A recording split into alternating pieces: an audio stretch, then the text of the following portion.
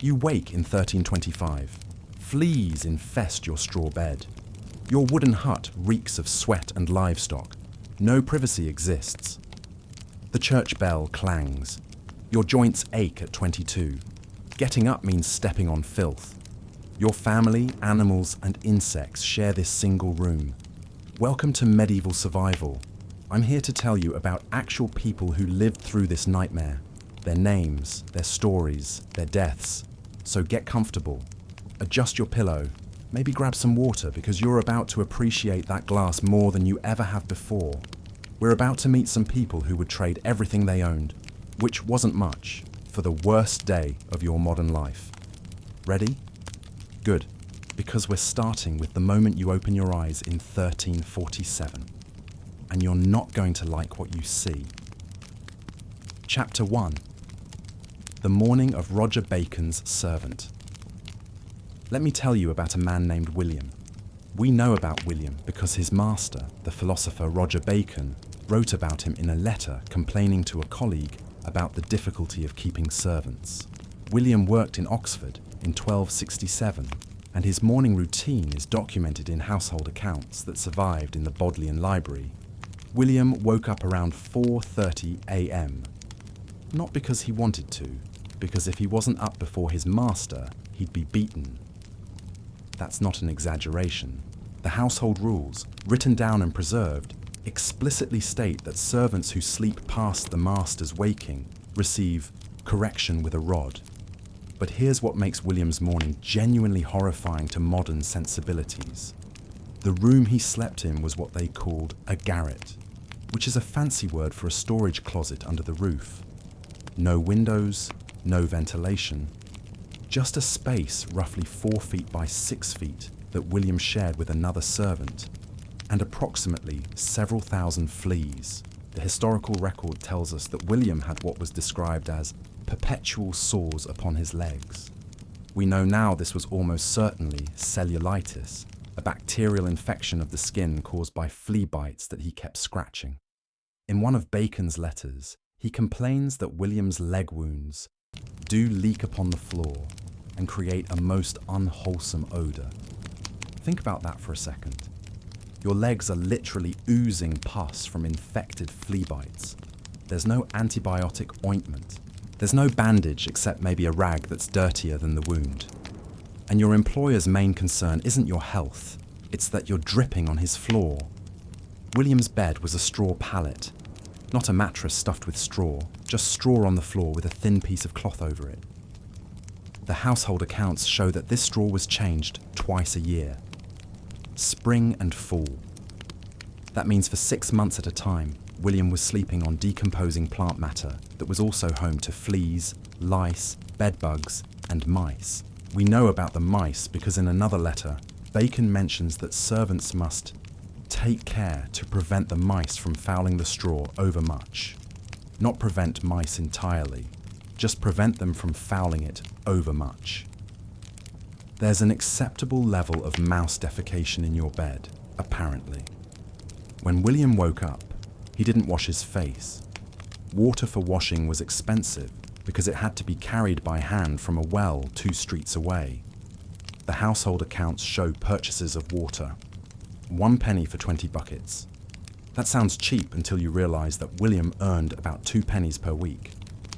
So washing your face with fresh water would cost about 2.5% of your weekly wages per wash. Instead, William would spit on his hands and wipe his face. Then, he'd pull on the same tunic he'd been wearing for the past 3 months. We know it was the same tunic because the household accounts show that servants received new clothing twice per year, a summer outfit and a winter outfit. That's it, 1 outfit per season. And here's a detail that really drives home how different life was. William's tunic had visible lice crawling on it.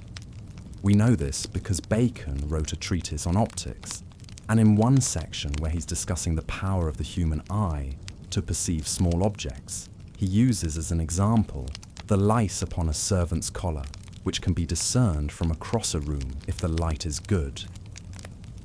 Your work uniform has visible insects on it. And your boss uses this as a fun fact in his scientific writing. That's William's morning. But it gets worse, because William still has to face the medieval toilet situation. And this is where we meet someone whose bathroom experience was so catastrophic that it ended up in court records. Chapter 2. The death of Richard the Raker.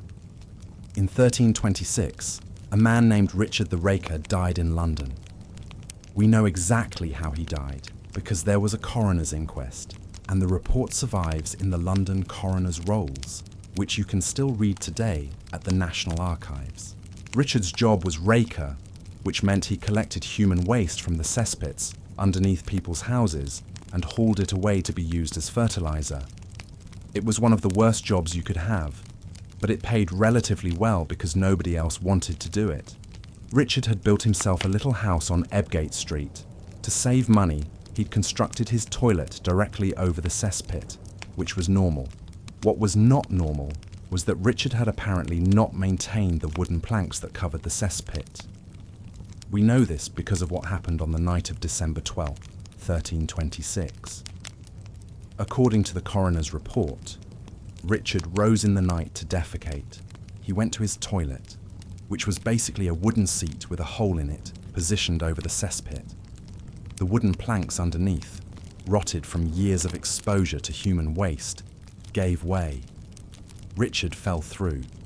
The cesspit was approximately 12 feet deep and filled with the accumulated excrement of Richard and his family, plus probably several neighbours who may have been illegally dumping into his pit to avoid paying for their own waste removal. Here's the worst part. Richard didn't die instantly. The coroner's report notes that there were marks upon the walls of the pit where he had attempted to climb out. He was alive in there, in 12 feet of human waste, trying to climb out. The walls were too slippery. He drowned. They found him the next morning when his wife noticed he hadn't come back to bed. A neighbour went down with a rope and pulled his body out. The coroner noted that the stench was such that 2 men employed in the removal did vomit most grievously. Richard the Raker drowned in shit, in his own toilet. And this wasn't some bizarre anomaly. The coroner's rolls from medieval London record at least 5 similar deaths in a 30-year period. Falling into cesspits was a genuine hazard of medieval life. But let's talk about the people who didn't fall into their toilets. Let's talk about the normal bathroom experience. In medieval cities, most houses had cesspits in the basement or in a small yard out back.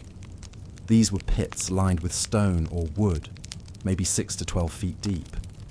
You'd use a chamber pot in your bedroom at night, then dump it into the cesspit through a hole in the floor, or by carrying it outside. Except the cesspits filled up. And when they filled up, you had 2 options. Pay someone like Richard the Raker to empty it, or just let it overflow. A lot of people chose option 2.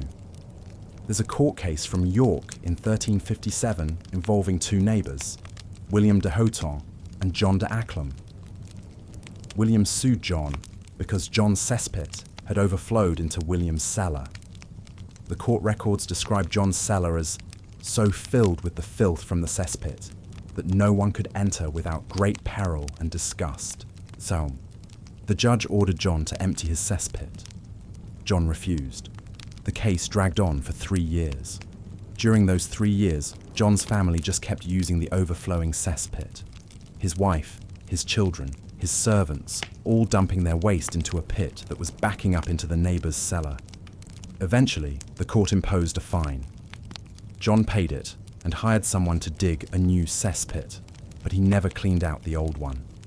As far as the records show, William's cellar just remained filled with his neighbour's excrement until the building eventually collapsed, which it did in 1389.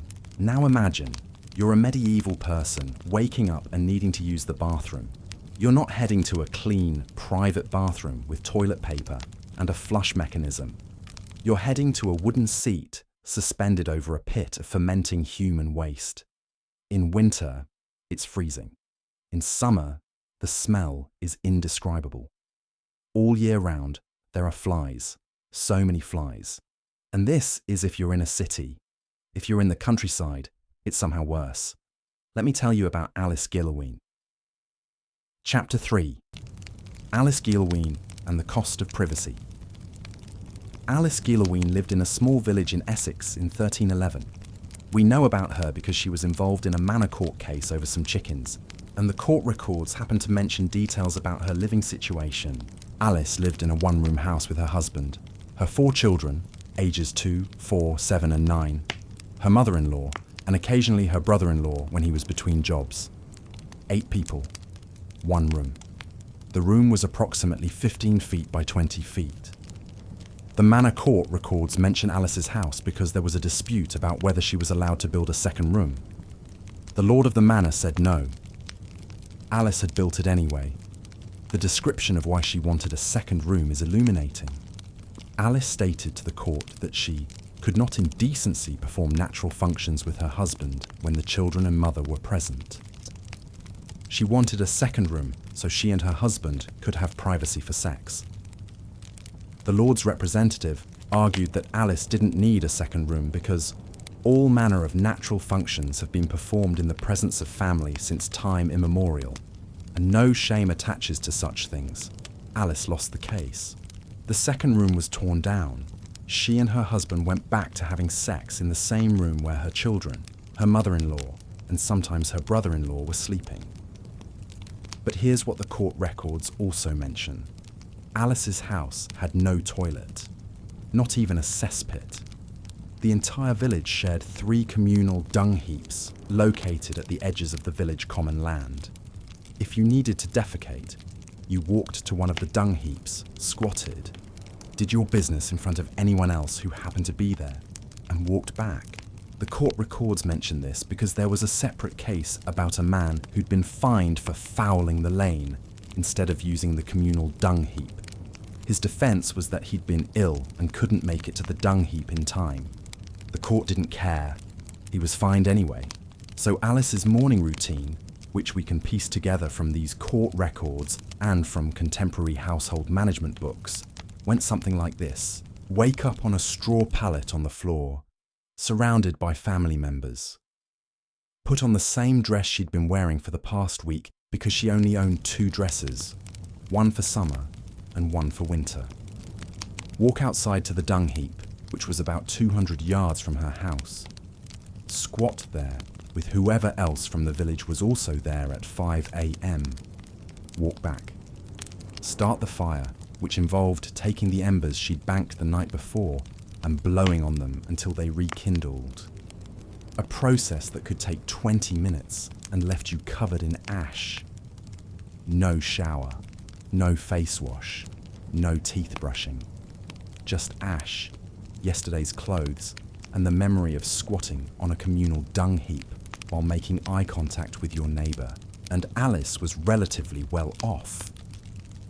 She had a house. Let me tell you about the people who didn't. Chapter 4. Osbert the beggar's last morning. Osbert doesn't have a last name in the records. He's just Osbert, a beggar in the coroner's roll from Norwich, 1356. But we know more about his last morning than you might expect, because several people testified at the inquest into his death. Osbert slept under the eaves of St. Peter Mancroft Church, not inside the church.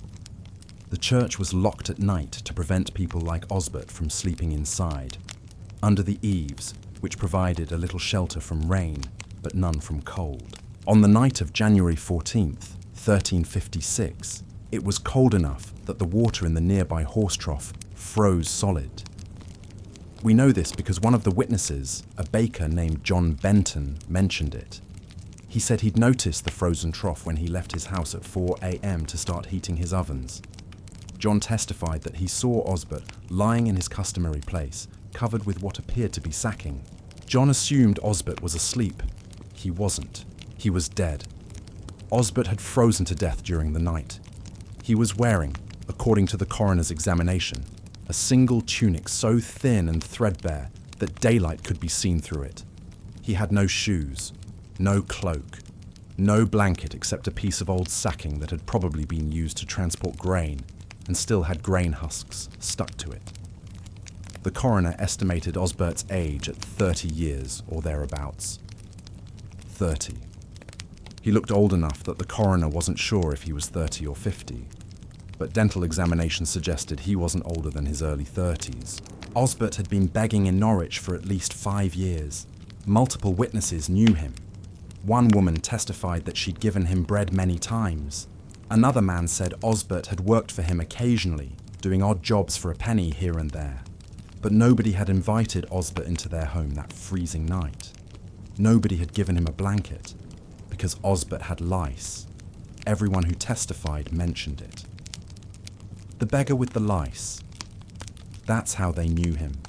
The coroner's examination found that Osbert's body was indeed much infested with lice and fleas. His hair was matted with them. When they removed his tunic, lice were visible crawling on his skin. Osbert died curled up against a stone wall, trying to preserve heat, wearing clothes that provided essentially no insulation, his body being slowly drained of blood by parasites. He was 30 years old, and the thing is, Osbert's death didn't surprise anyone. The coroner's jury ruled it death by misadventure and exposure. No crime had been committed. Nobody was at fault. A man froze to death on a church doorstep in a city of several thousand people, and it was just an unfortunate accident. 3 days later, Osbert was buried in an unmarked grave in the churchyard. The burial cost 2 pennies, paid for by the parish, and life went on. Now you might be thinking, okay, but that's a beggar. Surely people with jobs had it better. Let me introduce you to Margaret Paston. Chapter 5. Margaret Paston's toothache. Margaret Paston was not poor.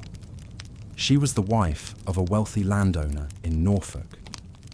Her family was important enough that hundreds of their letters survived, collected in what historians call the Paston Letters. These letters, written between 1420 and 1500, give us an incredibly detailed view of upper-class medieval life, and even the upper class was suffering. In a letter from 1465, Margaret writes to her husband John about a toothache. She describes it as so grievous that I can neither eat nor sleep, and the pain extends into my head and neck, such that I fear an imposthume. An imposthume is an abscess. Margaret was experiencing what was probably an abscessed tooth. The infection was spreading to her jaw and neck. In a modern world, this requires antibiotics and possibly a root canal. Margaret had neither. She writes that she visited a tooth drawer, which was basically a barber who also pulled teeth. The tooth drawer examined her and said the tooth needed to come out. But Margaret was terrified. She'd seen what happened when teeth were pulled. Her letter describes watching her sister-in-law have a tooth pulled 2 years earlier. She screamed most piteously, and afterward the blood would not stop, and she swooned twice from the loss of it. So Margaret tried other remedies first. She lists them in her letter. Rinsing with vinegar and salt, applying a poultice of ground herbs. She doesn't specify which ones. Holding a hot stone against her cheek. Praying to Saint Apollonia, the patron saint of toothache. None of it worked. The pain got worse. In a letter 2 weeks later, Margaret writes that half her face is swollen and she can't open her mouth properly. She still hasn't had the tooth pulled. Finally, in a letter dated 3 weeks after her first mention of the toothache, Margaret reports that her husband hired a different tooth drawer, a man from Norwich who supposedly had great skill. This man pulled the tooth. Margaret's description is harrowing.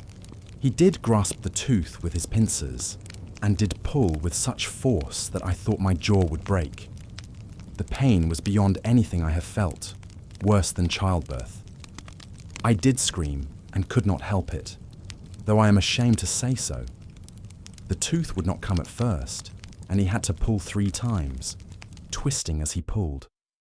Finally it came away, and with it a piece of my jawbone which I saw afterward. A piece of her jawbone came out with the tooth. The tooth drawer packed the socket with wool soaked in wine. Margaret bled heavily for the rest of the day. She developed a fever that night and was ill for nearly a week, but she survived. The infection finally began to clear. This was upper-class medical care. Margaret could afford to hire the best tooth drawer in Norwich. She had wine for sterilising, imported herbs for poultices, and the leisure to spend 3 weeks trying to avoid the extraction. And it was still a nightmare that resulted in partial loss of her jawbone and a week of fever. For comparison, a peasant with an obsessed tooth would have 2 options: live with it until it killed you, which it often did from sepsis, or have it pulled by whoever in the village was willing to try, probably with no wine for sterilisation, no clean tools, and no payment. There's a court record from 1338 about a blacksmith named Thomas who pulled teeth on the side. One of his patients died 3 days after an extraction, probably from infection. Thomas was brought before the manor court, but the case was dismissed because, in the words of the record, the deceased did consent to the operation and did know the risks thereof. Medieval consent forms. I understand I might die. Let's do this anyway. But let's get back to the average person's morning, because we haven't even gotten to breakfast yet, and trust me, you're not going to like it. Chapter 6. The Bread That Killed 7 People. In 1374, in the village of Wattlesham in Suffolk, 7 people died over the course of 2 weeks. The deaths were investigated by the manor court because they happened so close together, and the court suspected foul play. Turns out, it wasn't murder, it was bread. The victims were all from different families, but they'd all bought bread from the same baker, a man named John Harding. The court records describe the investigation in detail, and it's one of the most comprehensive looks we have at what medieval people actually ate for breakfast. John Harding was the village baker. He baked bread in a communal oven that was owned by the lord of the manor. Bakers were required by law to use the lord's oven and pay a fee for the privilege. This meant John had motivation to cut corners on ingredients to make up for the oven fees. The bread that killed 7 people was made from a mixture of wheat, rye, and something the court records call adventitious grains, which means basically whatever else John could find. The investigation revealed that this particular batch had included regular rye, fine, wheat, expensive, probably a small amount, darnel, a weed that looks like wheat but is toxic, not fine, ergot-infected rye, very much not fine. Darnel causes dizziness, vomiting, and in large amounts, death. But the real killer was probably the ergot. Ergot is a fungus that grows on rye. When consumed, it causes ergotism, also known as St. Anthony's fire. Symptoms include severe hallucinations, convulsions, gangrene, a sensation of burning from the inside, death. The court records describe the deaths. The first victim, a woman named Alice, began speaking nonsense and seeing demons 3 days after eating the bread. Then she started convulsing. Then her fingers and toes turned black. She died on the 5th day, in great agony, crying out that she was burning. 6 more people followed the same pattern. Not all of them died. One woman recovered, but her fingers and toes had gone gangrenous and had to be amputated. A crude amputation that she survived, amazingly. The investigation found John Harding at fault for using ergot-infected rye. His defense was that he couldn't tell which rye was infected. The dark kernels of ergot looked similar enough to regular rye that they got mixed in during threshing. Here's the thing, John was probably telling the truth. Ergot was a constant problem in medieval grain supplies. Everyone knew about it. There were even sayings about it. One medieval agricultural manual warns, rye that is blackened or with dark kernels should be thrown out, lest it bring madness. But John Harding couldn't afford to throw out an entire batch of rye just because some kernels were dark. He had fees to pay, a family to feed, so he used it anyway, and 7 people died. The court fined John Harding 40 shillings, an absolutely crushing amount that probably represented months of income. He was also banned from baking for a year, but he wasn't charged with murder because, as the court noted, the accused could not have known for certain that death would result. Medieval food safety. I mean, it probably won't kill you. Well, but even bread without ergot or darnel was an adventure. Let me tell you what a normal breakfast looked like. Chapter 7. The Morning Meal of Emma Hatcher. Emma Hatcher was a wool spinner in Yorkshire in 1390. We know about her daily life because she appeared as a witness in a legal dispute about wages, and during her testimony, she was asked to describe her typical workday, including what she ate. Her breakfast, which she ate around 6 a.m. after starting work at dawn, consisted of a piece of bread, rye and barley mixed, weak ale, sometimes an onion. That's it. That was breakfast for someone who was about to spend 12 hours spinning wool. The bread was from a loaf she'd baked herself once a week. She baked on Sundays, making enough bread to last the week. By Saturday, the bread was rock hard. Emma testified that she had to soak it in ale to make it chewable. The ale was brewed by her neighbour in batches large enough for multiple families. It was weak, probably about 1 to 2% alcohol, because the point wasn't to get drunk but to avoid drinking water, which was often contaminated. The onion was a luxury. Emma mentioned that she only had onions when they were in season and cheap. The rest of the year, it was just bread and ale. Emma was 24 years old. Her testimony also mentions that she'd already lost 3 teeth. She had chronic stomach pains, and she was often troubled by worms. Why? We know now that the worms were probably intestinal parasites, extremely common in medieval populations. A study of medieval skeletons from a cemetery in York found that approximately 65% showed evidence of parasitic infection. Roundworms, tapeworms, whipworms. The medieval gut was apparently a parasite hostel. Emma's stomach pains were probably a combination of malnutrition. Her diet consisted almost entirely of bread and ale, with occasional vegetables, parasites, and the chronic low-level food poisoning that came from eating slightly spoiled food. Because here's the thing about medieval food storage. There wasn't any. Not really. Without refrigeration, everything spoiled quickly. Bread went stale and mouldy. Milk soured within hours. Butter turned rancid. Meat rotted unless it was heavily salted, and even then, it was still partially rotting, just slowly. There's a fascinating household account book from a noble family in 1420 that lists purchases of spices. One entry reads, "For spices to disguise the flavour of the beef, which is 3 weeks old, 8d." They knew the beef was bad.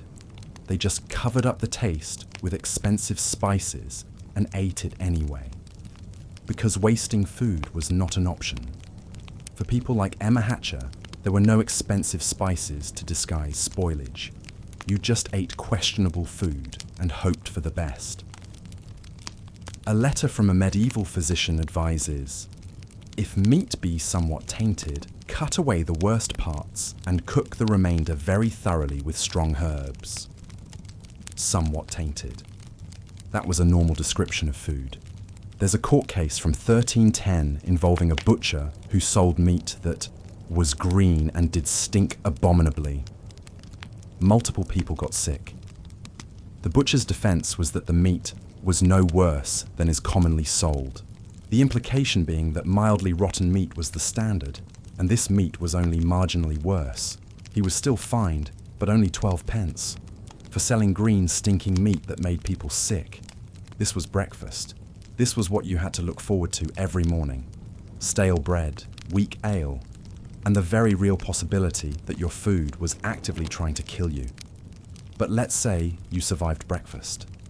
Now you have to go to work, and this is where medieval life really becomes a nightmare. Chapter 8. The Workday of Simon Wauxstall. Simon Wauxstall was a labourer in Devon in 1435.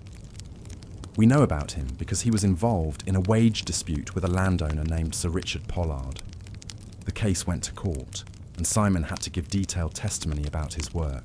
Simon's job was agricultural labour: ploughing, sowing, harvesting, whatever needed doing. He worked for Sir Richard on a yearly contract for 20 shillings per year, plus meals during workdays. 20 shillings per year. Let me break down what that meant. A loaf of bread, 1/4 penny, a gallon of ale, 1 penny, a pair of shoes, 6 pence a tunic, 12 pence. Simon's entire yearly wage was 240 pence. Basic survival, food and clothing for one person cost roughly 200 pence per year. Simon had a wife and 2 children.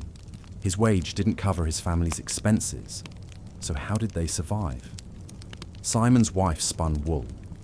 His children, ages 7 and 9, worked as bird scarers, standing in fields all day, throwing stones at birds to keep them away from crops. Each child earned about 1 penny per week during harvest season.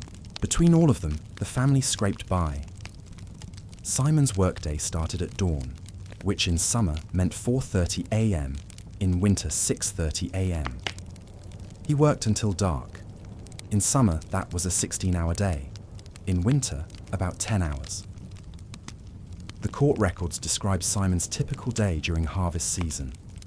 Up at 4:30 a.m, walk to Sir Richard's fields, about 1.5 miles from his house. Begin cutting wheat with a scythe. Work until mid-morning, about 10 a.m, when Lady Pollard's servants bring bread, cheese and ale to the field. Break for 15 minutes. Continue working until evening, around 7 p.m. Walk home. Eat dinner, bread and pottage. Sleep. Repeat. Simon did this 6 days a week, every week, from June through September.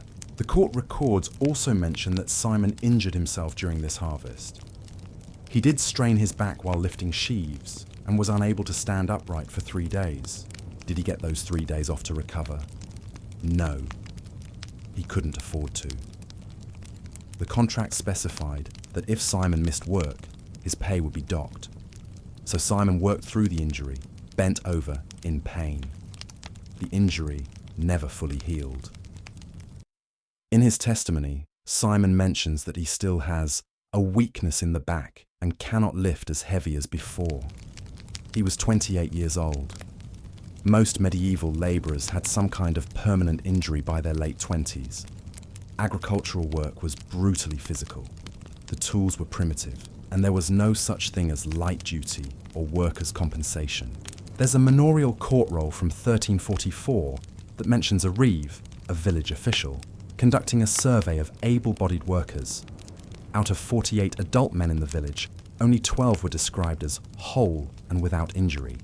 The rest had various problems: bad backs, missing fingers, limps, partial blindness from accidents, hernias, and these were the workers who'd survived. The court rolls are full of accidental deaths, like Thomas de Whitby. Chapter 9. The preventable death of Thomas de Whitby. Thomas de Whitby died on August 23rd, 1337, in Yorkshire. The coroner's inquest gives us the full story, and it's a perfect example of how dangerous ordinary work was. Thomas was helping with the harvest on his lord's land.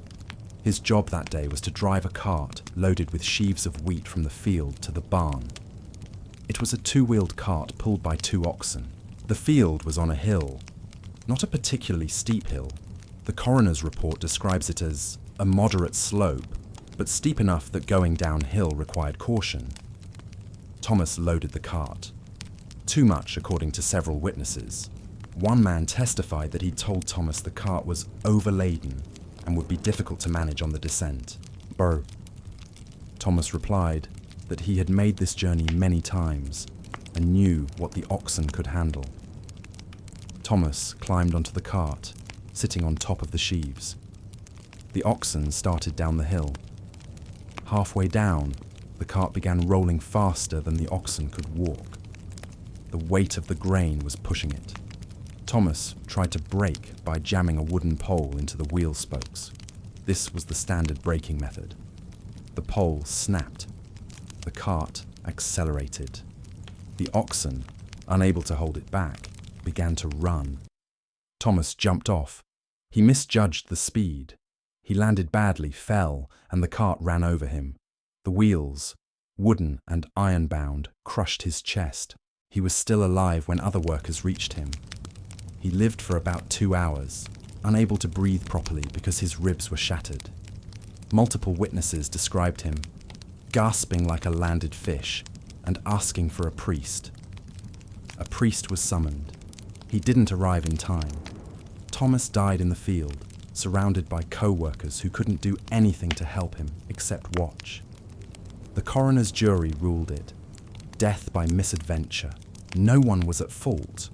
Thomas had made a mistake in judgment. These things happened. Thomas was 34 years old. He left a widow and 4 children. The widow petitioned the Lord for permission to remarry quickly because she couldn't support the children alone. The Lord granted permission. Within 2 months, she'd married another labourer in the village. The court records note this, not because it was unusual, but because the Lord needed to update his records about which men owed labour service. The widow's new husband now owed the work that Thomas had previously owed. Life moved on. The harvest continued. Thomas was buried and forgotten. This is what death by misadventure usually meant. You made a small mistake or had a moment of bad luck and you died. And then life continued without you because everyone else was too busy trying not to die themselves to properly mourn. Let me tell you about someone who died from an even smaller mistake. Chapter 10. The Falling Hatchet. In 1322, in the village of Morden in Surrey, a carpenter named Robert Blowett died because someone dropped a hatchet. Robert was working on building a barn. He was on the ground, sawing a piece of timber. His apprentice, a teenager named William, was up in the partially constructed frame, about 12 feet off the ground, securing beams. William had a hatchet stuck in his belt. While reaching for something, the hatchet fell out. It tumbled through the air, blade over handle, and struck Robert in the head. The coroner's report describes the wound. The hatchet did strike him upon the crown of his head, splitting the skull to a depth of 2 inches. Robert didn't die immediately. He staggered, put his hand to his head, said, "I am hurt," and collapsed. He lived for about an hour, unconscious, bleeding from his head wound. Then he died. The coroner's inquest questioned William extensively. Was he angry at Robert? Had they argued? Was this murder disguised as an accident? Multiple witnesses testified that no, William and Robert got along fine. William was visibly distraught. He'd been fond of Robert. It was a genuine accident. The coroner's jury ruled accordingly. Accidental death. William was not charged with any crime, though he was required to pay 3 shillings to Robert's widow as compensation. This was probably every penny William had saved. But here's the detail that really captures medieval working conditions. The barn construction continued the next day. Robert's body was buried, a new carpenter was hired, and they kept building. Because the Lord needed that barn finished before winter, and no one's death was important enough to delay the schedule. The records show that the barn was completed 3 weeks later. William continued working on it. Every day, he worked on the building where he'd accidentally killed his master. Can you imagine? You're 16 years old. You dropped a hatchet and killed someone. And the next day, you're back at work on the same project, stepping over the spot where he bled out, because you don't have any other options. There's no counselling, no time off, no acknowledgement that you've just experienced something traumatic. Just get back to work. Medieval labour law was simple. If you could stand, you could work. If you couldn't work, you didn't eat. There's a letter from a medieval steward to his lord that puts it bluntly. The carpenter John complains that his hand is injured and he cannot work. I have examined the hand and find that he can still grip a hammer. Therefore he is fit for labour, and I have set him to work on the fence repairs. Oh, your hand is injured. Can you technically still hold a tool? Then you're working. That's the standard. But let's move on from work injuries to something that affected everyone, regardless of their job: the weather. Because in medieval times, the weather wasn't just uncomfortable, it was actively trying to kill you. Chapter 11. The Winter of 1315. The Great Famine of 1315 to 1317 killed millions of people across Europe. We have detailed records from multiple sources: chroniclers, manor court rolls, tax records showing population decline, and the trigger was weather. Let me tell you about one specific person who lived through it: Agnes Thatcher of Somerset. Agnes doesn't have much of a historical footprint. She appears in manor court records exactly 3 times: once in 1314 when she married, once in 1316 when she was fined for gleaning grain from her lord's field without permission, and once in 1318 when she testified in a dispute about a pig. But those 3 appearances, combined with what we know about the Great Famine, tell us Agnes's story. In 1314, Agnes married a man named John Thatcher. The marriage was recorded in the manor rolls because John had to pay a fee to the lord for permission to marry. The fee was 6 pence, which was a significant sum. The fact that they could pay it suggests they weren't desperately poor. Then came the rain. Starting in spring 1315, it rained, and rained, and rained. Contemporary chronicles describe rain falling continuously from April through September. The Nuremberg Chronicle says, "It rained throughout the summer, and the crops rotted in the fields." Crops need sun to ripen. The constant rain meant that wheat, barley, rye, oats, everything either didn't grow properly or rotted before it could be harvested. The harvest of 1315 was catastrophic. Across Europe, yields were 25 to 50% of normal. The price of grain quadrupled within months. Remember, grain was the basis of everyone's diet. Bread, pottage, porridge, ale, everything came from grain. When grain prices quadrupled, people starved. This is where Agnes's second court appearance comes in. In 1316, she was caught gleaning in the lord's field. Gleaning was the practice of picking up leftover grain after the harvest. It was technically illegal to do it without permission, but lords usually looked the other way because it was how the poorest people survived. But in 1316, with grain prices sky high, the lord wasn't looking the other way. He needed every kernel. Agnes was fined 3 pence, 3 pence that she probably didn't have, because the court record notes that Agnes pledged her cooking pot in surety for the fine. She gave up her cooking pot as collateral for a fine she'd pay off later. Think about what that means. Agnes was so desperately hungry that she risked punishment to pick up a few handfuls of leftover grain. And when caught, she had to give up her only cooking pot to avoid immediate imprisonment. How do you cook without a cooking pot? You don't. Agnes and John probably ate their food cold, or maybe cooked over direct flame on a stick for however long it took to pay off that fine and get the pot back.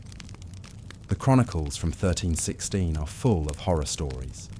People eating cats, dogs, rats.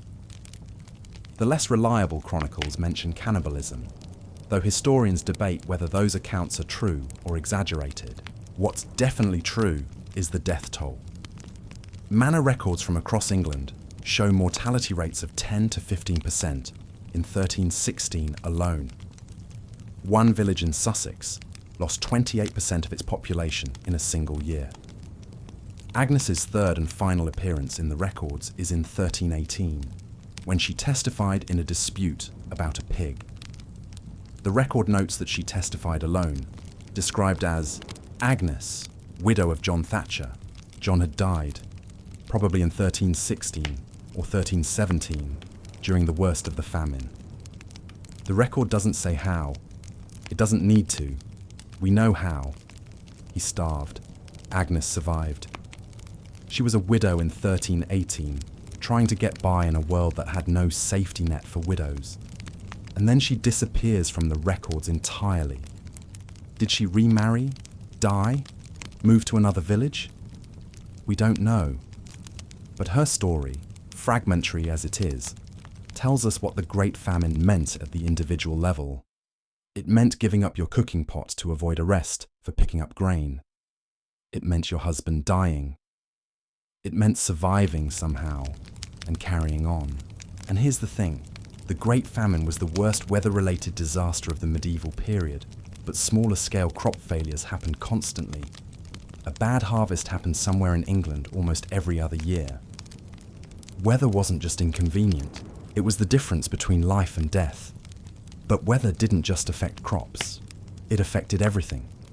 Let me tell you about what winter was actually like. Chapter 12.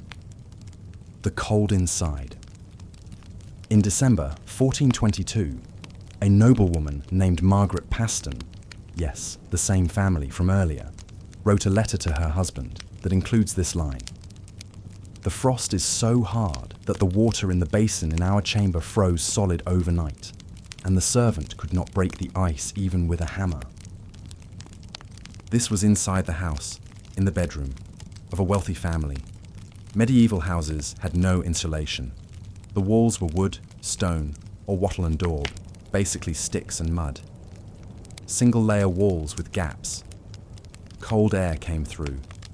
Windows, if they existed, were covered with oiled cloth, wooden shutters, or in wealthy homes, very expensive glass. But glass windows still let cold through, because medieval glass was full of imperfections and fitted poorly. Heat came from the fire. One fire, usually in the main hall. Bedrooms, if you had separate bedrooms, weren't heated. So Margaret Paston, a wealthy woman in a manor house, had water freeze solid in her bedroom. What do you think happened in peasant cottages? There's a coroner's report from 1348 about an infant who died during the night in winter. The report notes that the child did freeze to death, being insufficiently clothed and the house having no fire during the night hours. Lat. The baby froze to death inside the house. The parents were questioned. Why was there no fire? Because they couldn't afford enough firewood to keep it burning all night. Firewood was expensive. You had to either buy it or gather it, and gathering it from common land was increasingly restricted by lords who wanted to preserve timber for themselves. The parents were not charged with any crime. The death was ruled accidental. Because letting your infant freeze to death because you couldn't afford firewood was just one of those things that happened. A cold night could kill you, even inside your own home. But summer wasn't any better. Let me tell you about heat in the medieval world. Chapter 13. The summer of 1348. In July 1348, in the city of Bristol, something horrible was happening. The Black Death had arrived. But before we talk about the plague, let's talk about heat. Because the plague's spread was helped by hot weather, and the heat itself was a problem. A chronicle from Bristol, written by an anonymous monk, describes the summer. The heat was oppressive beyond measure. The sun beat down upon the city with such force that people could not walk in the streets during midday hours. The stench from the river and the waste in the streets was unbearable. Many fell sick from the heat alone, before the plague even arrived. Medieval cities in summer were hot, smelly, and dangerous. No refrigeration meant food rotted quickly. No sewage system meant human waste sat in the streets. No air conditioning meant people just suffered through it. Inside houses, it was worse. Cooking fires had to be kept burning to prepare food, heating up the already hot interior. Smoke filled the rooms because chimneys were rare in common houses. Most houses just had a hole in the roof for smoke to escape, which it did poorly. A letter from a merchant in London from 1357 complains, "The heat in my house is such that I can scarce breathe. The smoke from the cooking fire mingles with the hot air and creates a choking miasma. My wife has fainted twice this week from the conditions." People fainted from the heat and smoke inside their own homes, and you couldn't just strip down to cool off. Medieval morality required that you remain covered.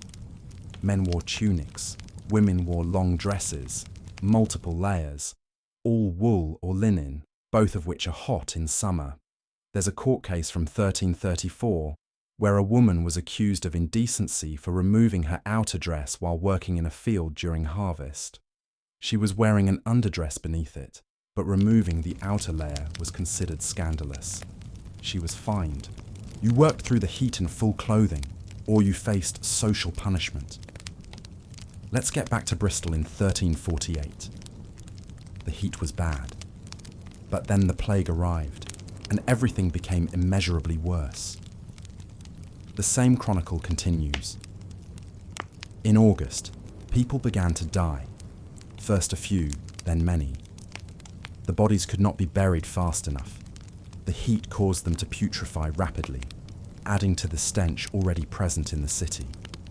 Men were hired to collect the dead, but they themselves often fell sick and died within days. Mon ami. Bristol lost approximately 40% of its population in 4 months. The death toll was somewhere between 3,000 and 4,000 people out of a population of about 10,000. One of those deaths was a man named William Canninges. We know about William because he was a prominent merchant, and his will survives. He made the will on September 3rd, 1348, and died on September 5th.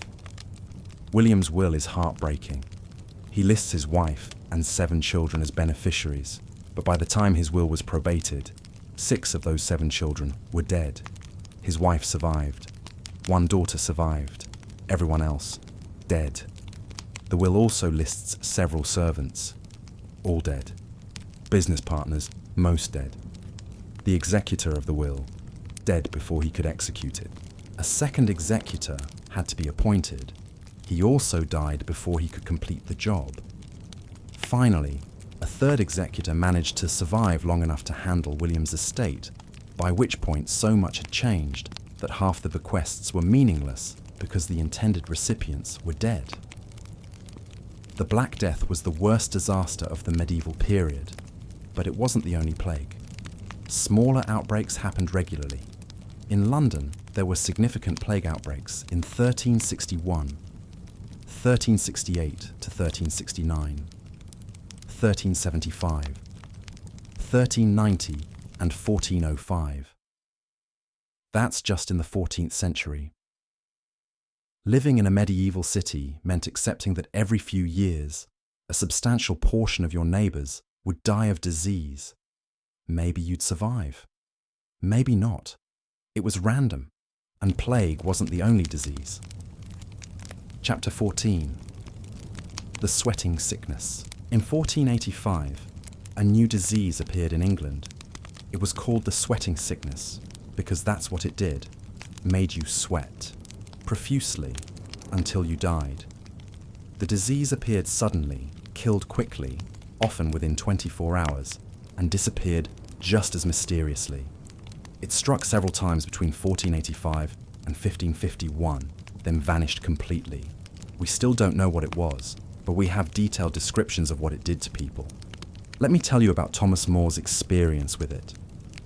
Thomas More, the famous scholar and later Lord Chancellor of England, survived the sweating sickness in 1517.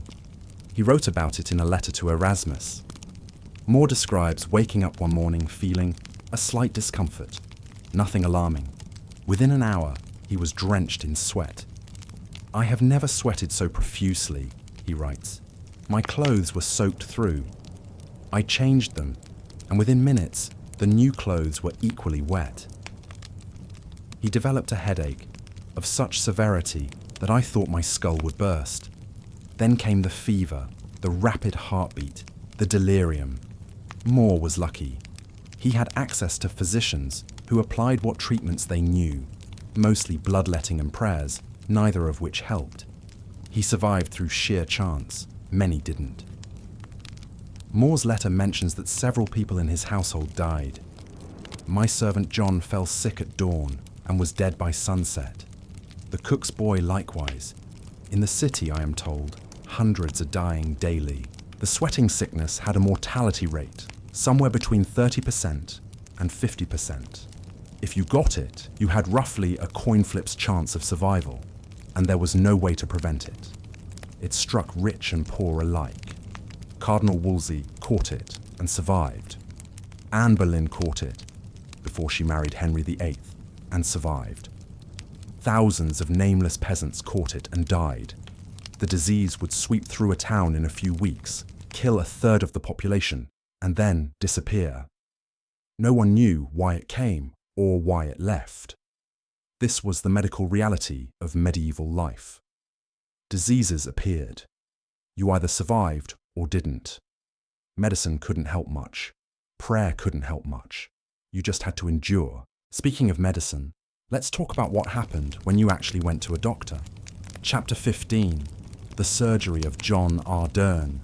John Ardern was a surgeon in the 14th century. He wrote a medical treatise describing his procedures, and it's one of the most detailed surgical texts we have from the period.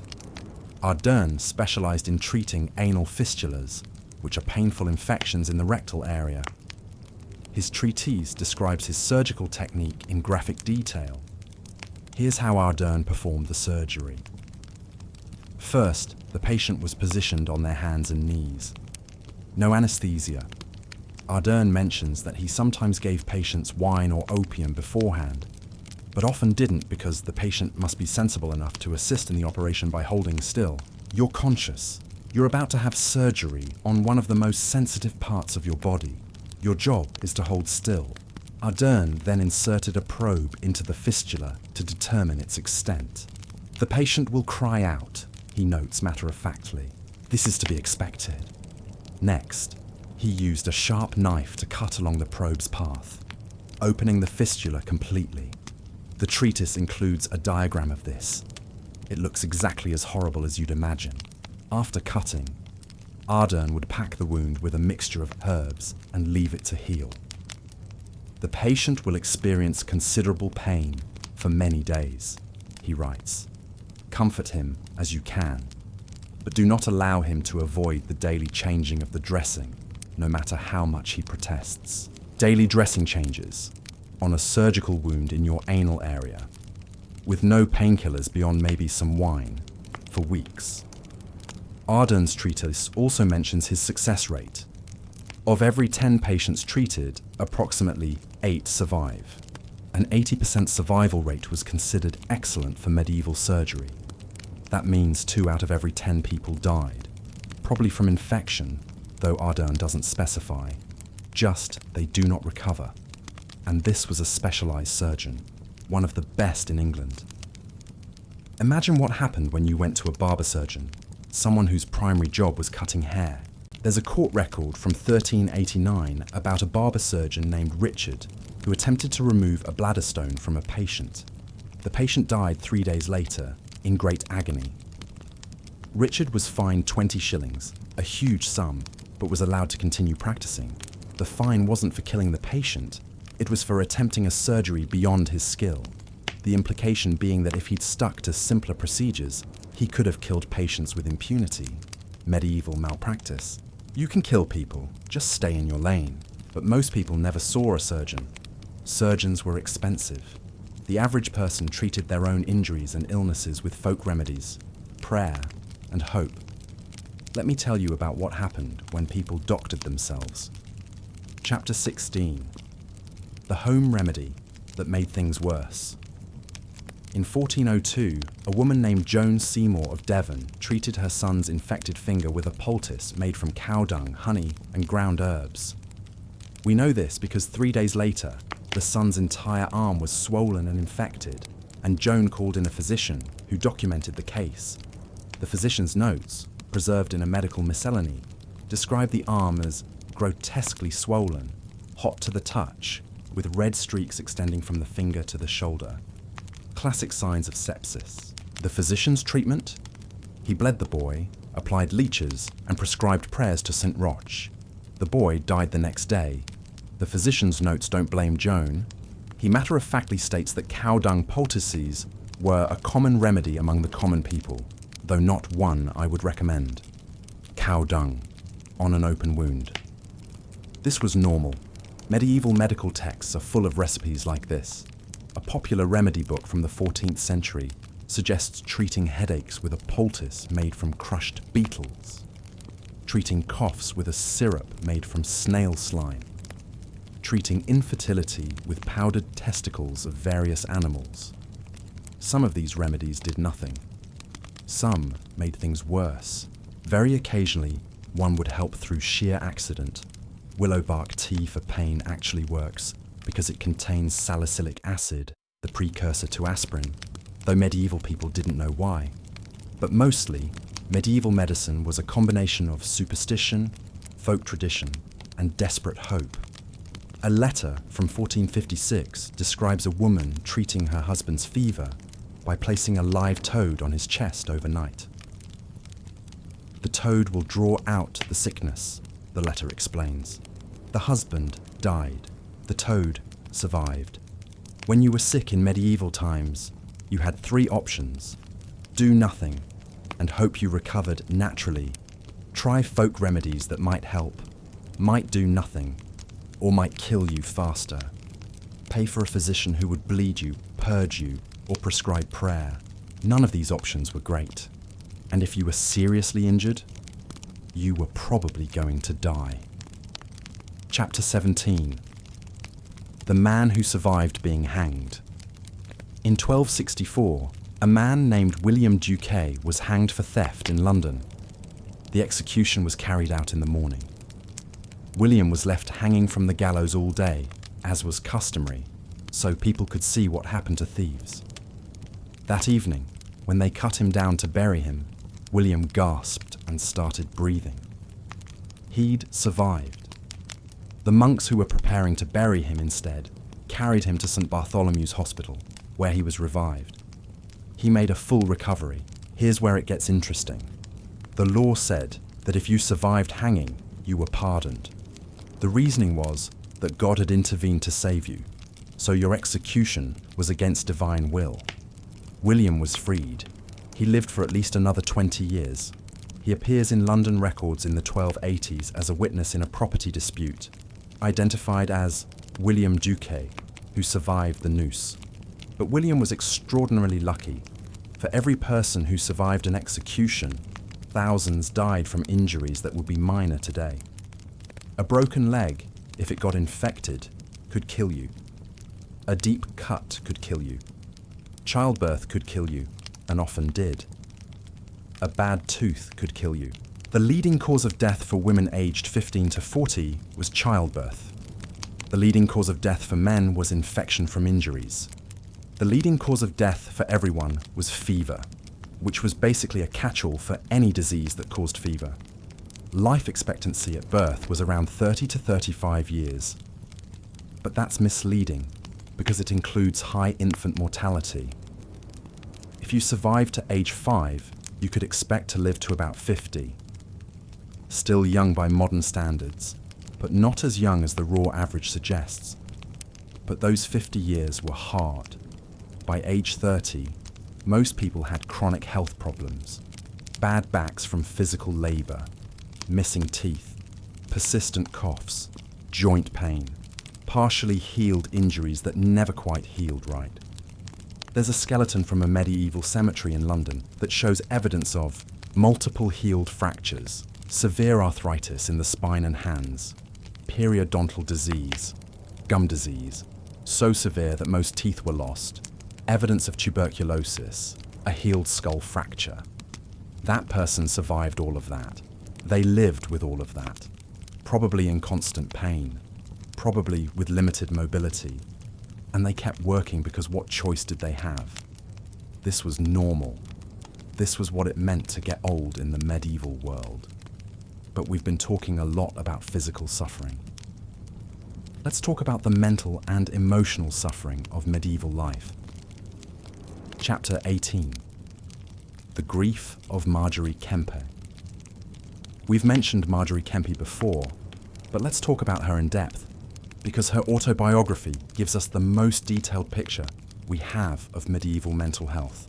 Marjorie had her first child in 1394 when she was about 20 years old. The birth was difficult. She describes it as such painful labour that I thought I should die. Afterwards, she developed what we'd now recognise as severe postpartum psychosis. She writes, After my child was born, I was out of my mind for more than half a year. I saw devils opening their mouths to swallow me. They pulled at me and threatened me day and night. I thought I could hear them speaking, telling me to abandon God and forsake Christianity. She became violent. I bit my own hand so viciously that the marks remained for the rest of my life. Her family had to restrain her. They bound me both day and night so I would not harm myself or others. This went on for 8 months. 8 months of hallucinations, delusions, self-harm, and restraints. There was no treatment beyond prayer and physical restraint. Eventually, the psychosis faded on its own, but it left Marjorie changed. She became obsessively religious. She cried constantly, especially in church. Loud, wailing sobs that disturbed everyone around her. She describes it as involuntary. I could not stop myself. The tears would come like floods, and I would cry out loudly, no matter where I was. Medieval people didn't understand postpartum depression or psychosis.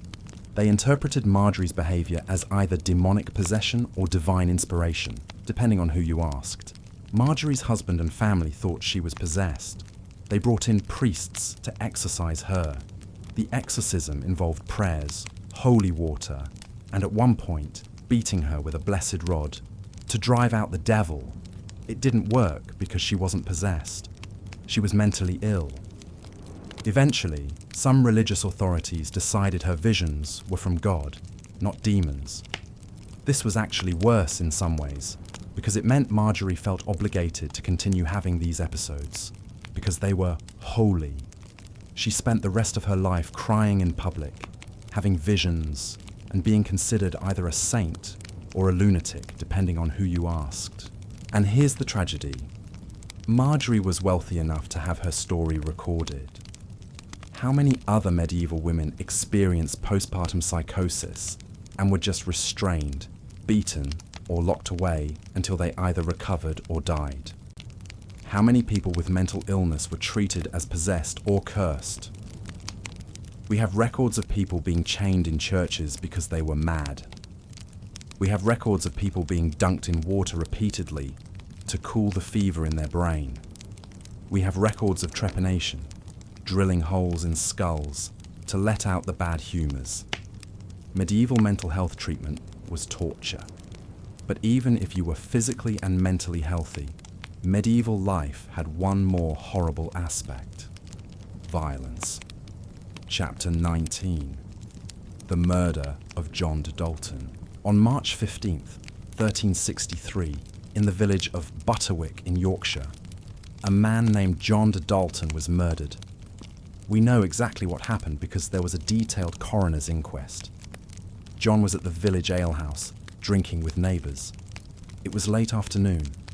Everyone had been drinking for several hours. An argument started. The argument was about a chicken. Specifically, whose chicken had damaged whose garden. The argument escalated. John said something insulting about the other man's wife.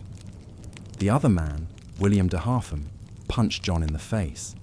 John punched back. They scuffled. Other men in the alehouse separated them. Everyone thought it was over. William left the alehouse, went home, got a knife, came back. He found John outside, probably heading home.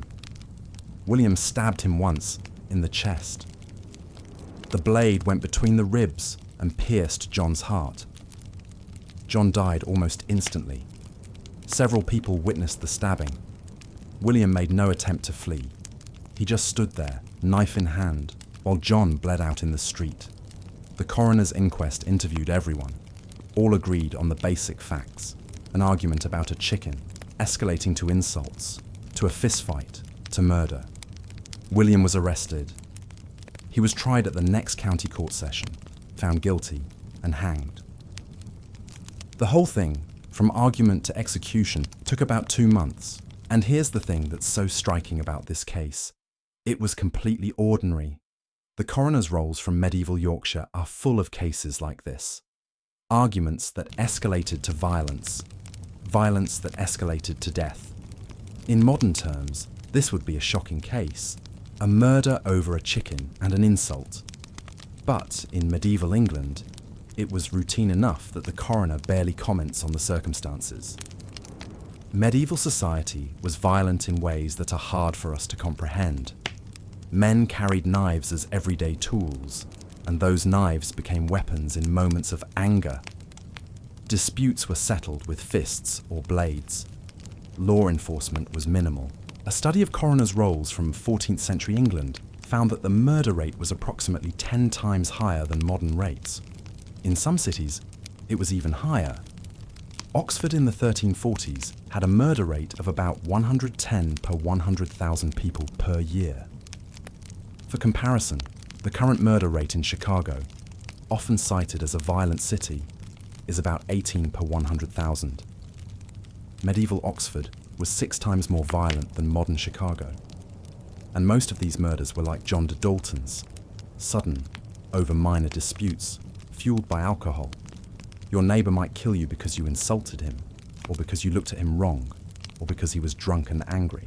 There's a case from 1340 where a man killed his neighbour because the neighbour's dog had been barking. Another where a man killed someone over a gambling debt of 3 pennies. Another where a woman killed another woman over access to a communal oven. Violence was everywhere. It was casual. It was accepted as part of life. And law enforcement couldn't do much about it. There were no police. Crime prevention meant neighbours watching neighbours. Crime response meant the victim's family pursuing revenge or legal action. If someone murdered your family member, you had 2 options: pursue a blood feud, illegal but common, or take it to court. Court was slow, expensive, and required witnesses. Many murders went unpunished because witnesses were afraid to testify, or because the killer fled to another village. The punishment for murder, if you were caught and convicted, was hanging. But you had to be caught first. Let me tell you about someone who wasn't. Chapter 20. The Outlaw. Eustace Foleville. Eustace Foleville was a member of a gentry family in Leicestershire. Between 1326 and 1340, he and his brothers committed at least 32 known crimes: murders, kidnappings, robberies, assaults. They got away with it for 14 years. How? Because they were well connected. Their family had friends in high places. When authorities tried to arrest them, they'd flee to another county where they had sympathizers. In 1332, Eustace and his brothers kidnapped a judge named Richard Willoughby.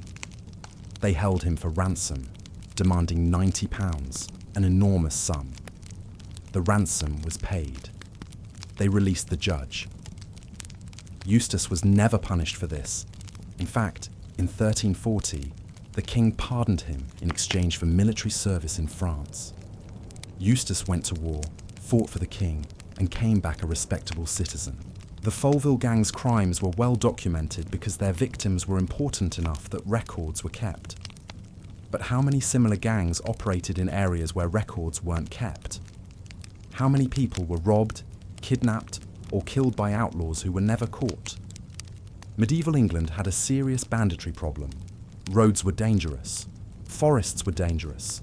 Even travelling between nearby villages could be risky.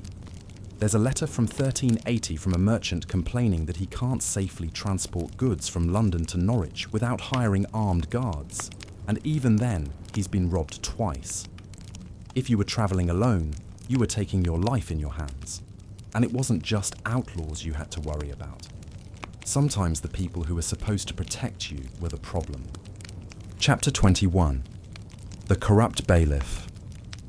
In 1349, in the village of Lakenheath in Suffolk, the manorial bailiff was a man named Thomas de Berry. His job was to collect rents and fees for the lord, maintain order, and represent the lord's interests in the manor court. Thomas was spectacularly corrupt. We know this because the villagers eventually complained to the Lord's steward, and there was an investigation. The investigation's findings, recorded in the manor court rolls, are damning. Thomas had been collecting rents and pocketing a portion for himself, accepting bribes to overlook illegal activities, using his position to extort money from villagers, pay me or I'll report you for some made-up offence, selling the Lord's grain and keeping the profits, forcing villagers to loan him money that he never repaid. One specific case, a widow named Alice owed 6 pence in rent.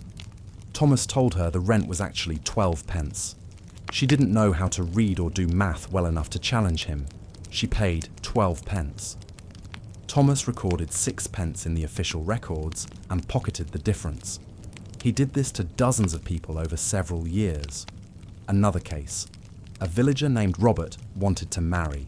He needed the Lord's permission, which cost a fee. Thomas told Robert the fee was 2 shillings. The actual fee was 12 pence. Robert paid 2 shillings. Thomas recorded 12 pence and kept the rest. The investigation found that Thomas had embezzled approximately £12 over 5 years. This doesn't sound like much, but it was the equivalent of 2 years' wages for a labourer.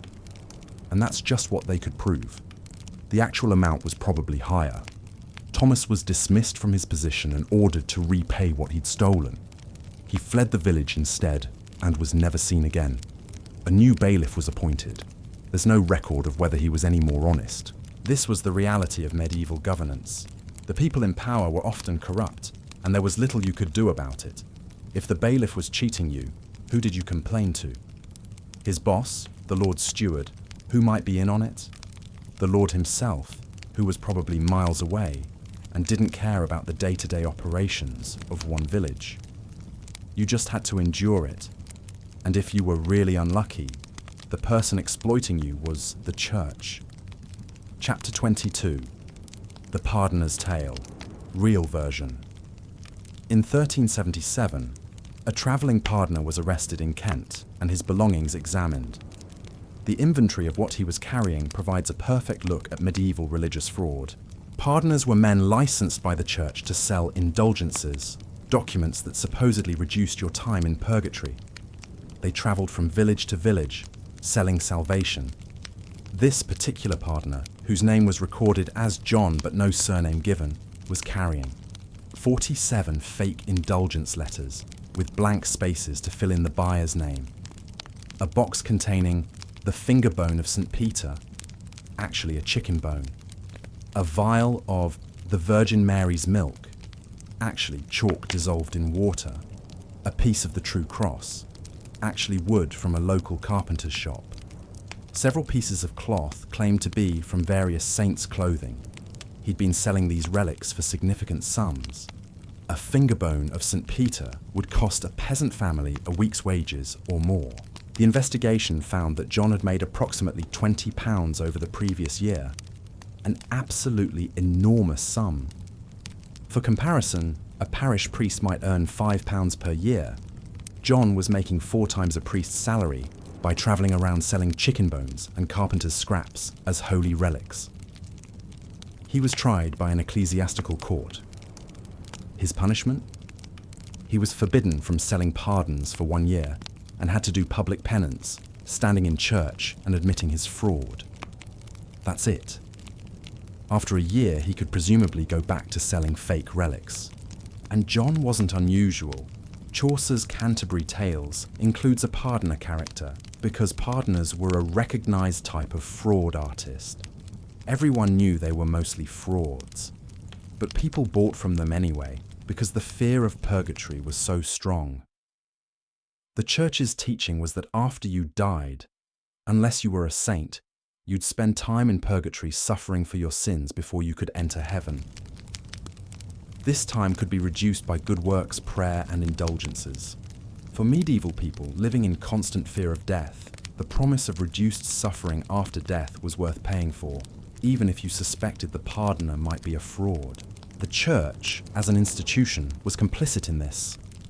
Real indulgences existed alongside fake ones. The church sold legitimate indulgences to fund projects like building cathedrals. The fact that fraudsters also sold fake ones was treated as a minor problem, not worth seriously addressing. Religion controlled every aspect of medieval life, and that control was often exploited. let me tell you about a case where the church's power was used for something even worse than fraud. Chapter 23. The Trial of Joan. In 1428, in the village of Stilton in Huntingdonshire, a woman named Joan was accused of witchcraft. The accusation came from a neighbour, Margaret, who claimed that Joan had cursed her cow and caused it to die. There was no evidence. No one had seen Joan do anything to the cow. The cow had just died, which cows sometimes do. But Margaret was convinced it was Joan's fault because they'd had an argument 2 weeks earlier. Joan was arrested and brought before the ecclesiastical court. She was questioned by the local priest and 2 visiting church officials. The questioning, recorded in the court documents, went like this. "Do you practice witchcraft?" She replied, "No." "Have you ever made a pact with the devil?" She replied, "No." "Can you recite the Lord's Prayer?" She recited it correctly. "Can you recite the Ave Maria?" She recited it correctly. This should have been the end of it. She denied the charges. She demonstrated her Christian faith by reciting prayers correctly. There was no evidence, but the court decided to apply further examination. This meant torture. Joan was stripped and examined for the devil's mark, any unusual mole, birthmark, or scar that could be interpreted as a sign that she'd made a pact with Satan. They found a mole on her shoulder. That was enough. Joan was tortured. The method used was called strappado. Her hands were tied behind her back, and she was hoisted into the air by a rope attached to her wrists. This dislocates the shoulders and causes excruciating pain. While hanging there, she was asked again, "Do you practice witchcraft?" After an hour of this, Joan confessed. She said yes, she was a witch. She'd made a pact with the devil. She'd cursed the cow. She said whatever they wanted her to say to make the pain stop. The court records note that she confessed freely and without coercion. This is written in the same document that describes the torture. Joan was sentenced to death. She was burned at the stake on June 3rd, 1428. She was 35 years old. The cow, by the way, had died of natural causes. A second cow in the same household died a week later, suggesting disease. But by then, Joan was dead, so it didn't matter. Witch trials weren't as common in England as they were in some parts of Europe, but they happened. The process was always the same. Accusation, torture, forced confession, execution. And the accusations could come from anywhere. An argument with a neighbour, being old and living alone, having a physical deformity, owning a cat. Literally anything could make you suspicious. Women were accused far more often than men, especially older women, especially poor widows, especially anyone who didn't fit neatly into society's expectations. The medieval world was not kind to outsiders. Chapter 24. The Price of Being Different. Let me tell you about Simon, a Jewish merchant who lived in Norwich in 1190. Simon wasn't his real name. We don't know his real name because the records only call him Simon the Jew, who was killed in the riots. In March 1190, there was a riot in Norwich directed at the Jewish community. The riot was triggered by religious fervour related to the Crusades. Local people, whipped up by preachers, decided that Jewish people were enemies of Christianity and attacked the Jewish quarter of the city. Simon was in his house with his family when the mob arrived. They broke down the door. Simon tried to defend his family. He was killed. So was his wife. So were his children. The mob looted the house and burned it. This happened to multiple families. The entire Jewish community in Norwich was either killed or fled. The chronicler who recorded this estimated that about 150 people died. The perpetrators were never punished. The church condemned the violence in principle but took no action. The king, Richard I, was off on crusade and didn't care. Being Jewish in medieval England meant living with the constant threat of violence. Pogroms, forced conversions, legal restrictions. In 1290, all Jewish people were expelled from England entirely. They wouldn't be officially allowed to return for over 350 years.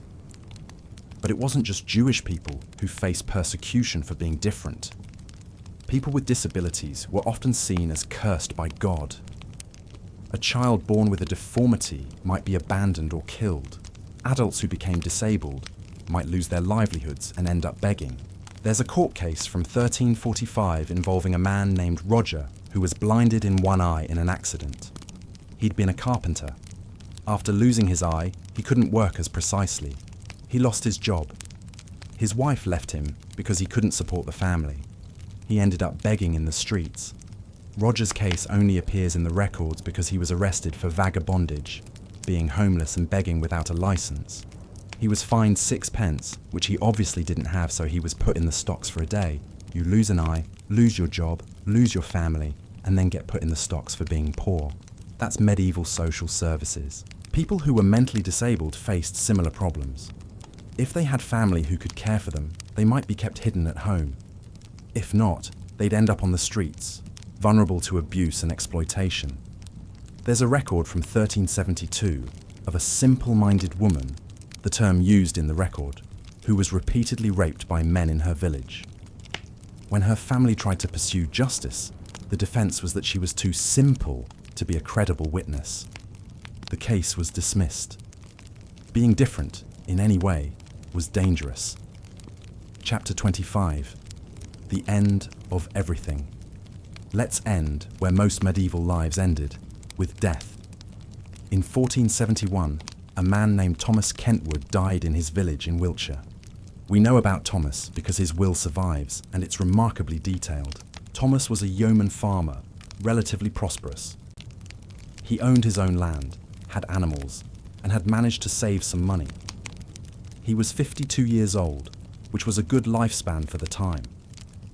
Thomas's will gives us a snapshot of what a successful medieval person owned at the end of his life.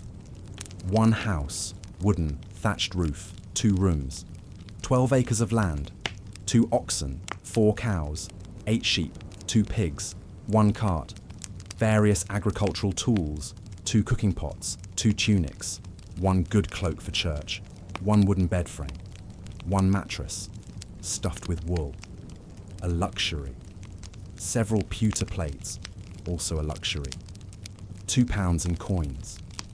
This was a lifetime of work, 52 years of labour, saving, building, and this is what he had to show for it. For comparison, a modern middle-class person would own a house worth hundreds of thousands of dollars, a car, electronics, furniture, clothes filling a closet, and maybe some savings or investments. Thomas Kentwood owned 12 acres of land and some livestock. His will divides this between his wife and 3 children. His wife gets the house and half the land during her lifetime.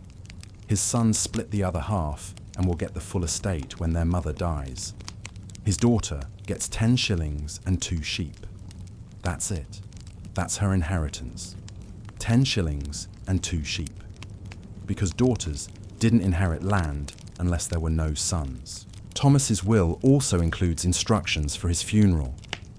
He wants to be buried in the churchyard near the south wall, if space permits. He leaves 3 shillings to the church for the burial fee and prayers for his soul. He requests that a mass be said for him monthly for a year. This costs an additional 12 pence per mass, so 12 shillings total. It's one of the largest expenses in the will.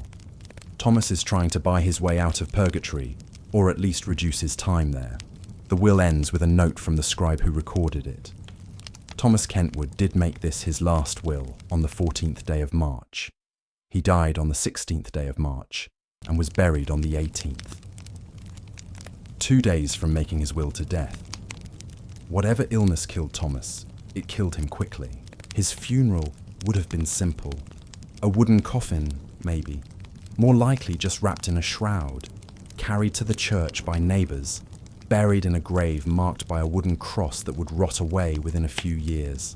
No headstone. Thomas Kentwood couldn't afford one. Within a generation, no one would remember exactly where he was buried. This was a successful medieval life. Landowning, children who survived to adulthood, enough money for funeral masses, This was as good as it got for most people, and it still meant a lifetime of brutal physical labour, constant health problems, limited possessions, and an unmarked grave. So, would you last a day in medieval times? Honestly, probably not. Not as you are now. You're used to clean water, reliable food, climate control, and medical care.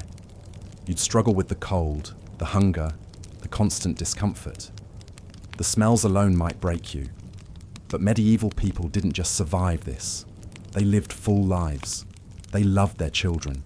They celebrated holidays.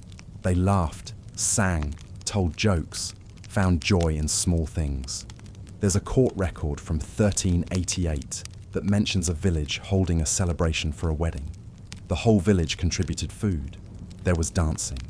The celebration went late into the night. The record only exists because someone filed a noise complaint.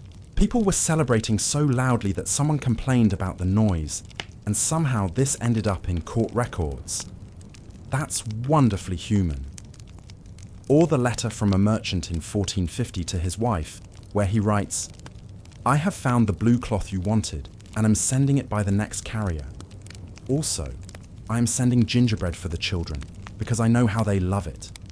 A father sending gingerbread to his kids. That could be written today. Medieval people were not fundamentally different from us.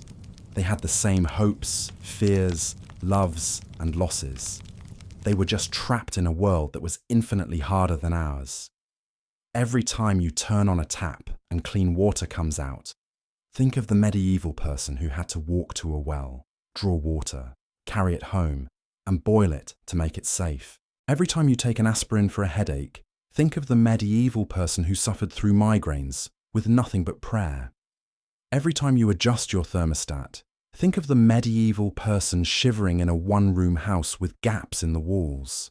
The modern world isn't perfect, but compared to medieval life, it's a miracle.